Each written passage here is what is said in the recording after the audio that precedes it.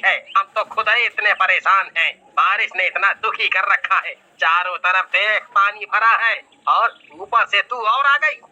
छोटी रोने लगती है। छोटी रो नहीं, चुप हो जाओ, चलो यहाँ से। फिर तीनों किसी और के दरवाजे पर जाती हैं और खाना मांगती हैं। अरे कौन हो तुम, चले जाओ यहाँ से, पता नहीं कहाँ कहाँ से आ जावत है। तीनों बहनों को पूरा दिन खाना नहीं मिलता और रात हो जाती है। दीदी अब हम क्या करें, अब रात भी हो गई है। तभी बारिश फिर से होने लगती है। हे भगवान, अब मैं क्या करूँ, मेरी मदद करो। तभी ईशा को एक छप्पर दिखता है। आओ तुम दोनों मेरे साथ। और वो अपनी दोनों बहनों को लेकर उसके नीचे चली जाती है। तुम दोनों आराम से यहाँ बैठो, यहाँ बारिश नहीं आएगी। तभी वहाँ से एक गाड़ी निकलती है जिसमें उस गांव के सरपंच की गर्भवती पत्नी और बच्चा राहुल जा रहे होते हैं। माँ, बस मुझे और नहीं खाना। राहुल बेटा, तुम्हें अच्छा खाना मिलता है तो तुम खाते नहीं हो। पता है कितने गरीबों को खाना तक नसीब नहीं होता। ड्राइवर गाड़ी रोको जरा। राहुल ने खाना छोड़ दिया, वो कुछ गरीब बच्चे बैठे हैं, उन्हें दे दो। वो ड्राइवर को बचा हुआ खाना दे देती है और तीनों बहनों को देने को कहती है। लेकिन उसे अजीब भी लगता है कि उनके गाँव में ये 3 बच्चियाँ कहाँ से आई। ड्राइवर उन्हें खाना दे आता है। लो, ये खाना ले लो, हमारी मालकिन ने दिया है। ईशा हैरानी से गाड़ी को देखती है। लो, तुम दोनों को भूख लगी थी ना, भगवान ने हमारे लिए खाना भी भेज दिया। मीरा उन्हें ऐसे हाल में देखकर परेशान होती है और ईशा को बुलाती है। करो, मैं तुम्हारे खाने पीने और रहने का इंतजाम करवा दूंगी। आंटी आपका बहुत बहुत धन्यवाद, लेकिन मैं आपसे ऐसे खाना नहीं ले सकती। मतलब आप मुझे काम पर रख लो। अच्छा, तुम बहुत स्वाभिमानी लड़की लगती हो। ठीक है, कल तुम मेरे घर आ जाना। अगले दिन ईशा सरपंच के घर जाती है और उनके घर झाड़ू पोछा और घर के सारे काम करने लगती है। मीरा उसे कुछ पैसे देती है जिससे ईशा एक झोपड़ी किराए पर ले लेती है और तीनों बहनें वहाँ रहने लगती हैं। आंटी, राहुल के पापा कहाँ हैं? मैं जब से आई हूँ वो दिखे ही नहीं। आप ऐसी हालत में अकेली रहती हो? अरे नहीं, वो कुछ काम से 10-15 दिनों के लिए शहर गए थे, आज आने ही वाले हैं। ड्राइवर उन्हें लेने गया है स्टेशन पर। अब तुम घर जाओ, बारिश तेज होने लगी तो घर नहीं जा पाओगी। तुम्हारी दोनों बहनें अकेली हैं घर पर, तो मैं आपको ऐसी हालत में अकेले छोड़कर कैसे जा सकती हूँ? अरे कुछ नहीं होगा, मैं तुम्हें बाहर तक छोड़ दूँ। आओ, ये छाता लेकर जाओ। मीरा आंगन तक जाती है और बारिश की वजह से आंगन गीला होता है, जिसके कारण मीरा का पैर फिसल जाता है। अरे मर गई रे, हाय।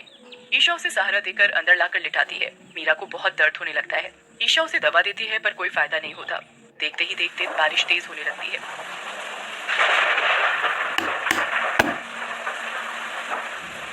गांव की नदी का पानी बढ़ जाता है और गांव में आने लगता है। नदी के किनारे बने घर उसमें डूबने लगते हैं। अरे मर गए रे, ये क्या हो गया, भगवान ये क्या हो रहा है? सारा कुछ बहता जा रहा है, सारा सामान तैरने लगा। चुप कर पागल औरत, सामान को रो रही है। यहाँ मेरे सारे पैसे गीले हो गए। अरे मैं तो लुट गया, बर्बाद हो गया। मुझे क्यों बुरा भला कह रहे हो? बोला था कि नदी किनारे झोपड़ी मत बनाओ, थोड़ा खर्च करके गांव के अंदर घर ले लेते हैं, लेकिन तुमने मेरी एक न मानी। हाय रे, इस निकम्मे के चक्कर में मेरे सारे छुपाए पैसे भी गए। अरे अब भागोगी या यहाँ की लड़ने बैठोगी? अरे साथियों, अपनी अपनी लुंगी उठाओ और भागो। अरे भागो रे भागो, अपनी जान बचाकर भागो। हरिया, उसकी बीवी और नदी के किनारे बसे हुए गांव वाले जान बचाकर गांव के अंदर की ओर भागते हैं। गांव के अंदर भी घुटनों तक पानी भर जाता है और बहुत तेज बिजली के साथ बारिश होने लगती है। वहीं दूसरी ओर सरपंच भी स्टेशन पर ही फंस जाता है और मीरा को फोन करता है। अरे मीरा, मैं यहाँ फंस गया हूँ, ड्राइवर मेरे साथ है, तुम ठीक हो ना? नहीं जी, मैं ठीक नहीं हूँ। आप जल्दी आ जाओ, हॉस्पिटल जाना पड़ेगा। ड्राइवर भी तो नहीं है, वो आपको लेने गया है। फिर मीरा उसे सब बताती है और तभी फोन कट जाता है और दोबारा नहीं मिलता।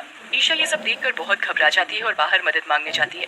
अरे चल जाए यहाँ से भिखारी, देख नहीं रही बारिश में मेरा सामान डूब रहा है। ठेले पर लिटाती है और अकेले ही उसे हॉस्पिटल ले जाती है। रास्ते में बहुत पानी भरा होता है, पर जैसे तैसे मीरा को वो हॉस्पिटल लेकर पहुँचती है, लेकिन उसे अस्पताल पहुँचाकर ईशा बेहोश होकर गिर जाती है। अरे इस बच्ची को क्या हुआ? नर्स, दोनों को एडमिट करो जल्दी। मीरा को एक बहुत प्यारी बेटी होती है।